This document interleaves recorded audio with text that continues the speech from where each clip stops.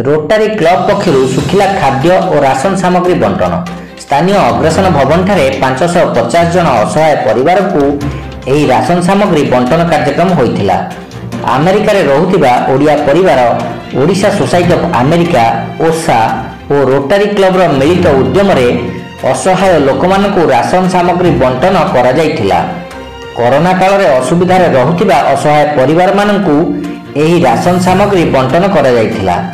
प्राथमिक पर्यायर 5टी पंचायतर 550 परिवार को यही राशन सामग्री बंटन करा जायथिला।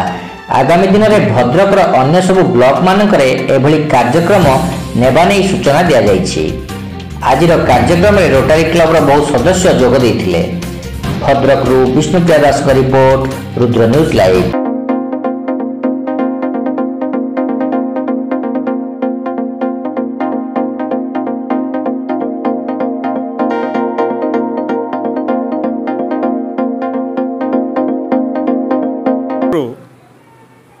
प्रथम पर्यायर भद्रक आम म्यूनिसिपालिटी एरिया रे जो परिवार माने कोरोना कारण असुविधा अच्छी तांको फ्री राशन बंटा होची।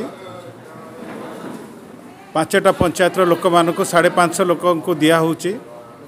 आज आमर मान्यवर विधायक अनुपस्थित रहिले कारण से गोटे अन्य कार्यक्रम रे व्यस्त अच्छी किंतु तांकर शुभेच्छा आम सहित अच्छी। यही कार्यक्रमटा Bhadrak rotary club midtown Bhadrak एवं अमेरिका रे थिबा आमर भाई माने ओडिशा एसोसिएशन ऑफ अमेरिका ओसा गोटे आमर जेति कि ओडिशा रो भाई भौणी माने अछंती तांकर एसोसिएशन तांको कर्मकर्ता एवं रोटरी क्लब भद्रक मिटन दी जन को मिलित उद्यम एटा प्रथम पर्याय। तापर आमे अगस्त मासरे एई बोली आउरी कार्यक्रम आमर भद्रक रो निर्वाचन मंडली एवं बासदेवपुर आखपाख जो एरिया रही धामनगर से यही प्राय 2000 ରୁ 3000 परिवार जो माने कि असुविधा अच्छा से माने हठात कोरोना कारण से माने तांको जीविका हरई खाइबा पई तांको घरे नाही तांको फ्री राशन आमे माने बांटी पड़ू।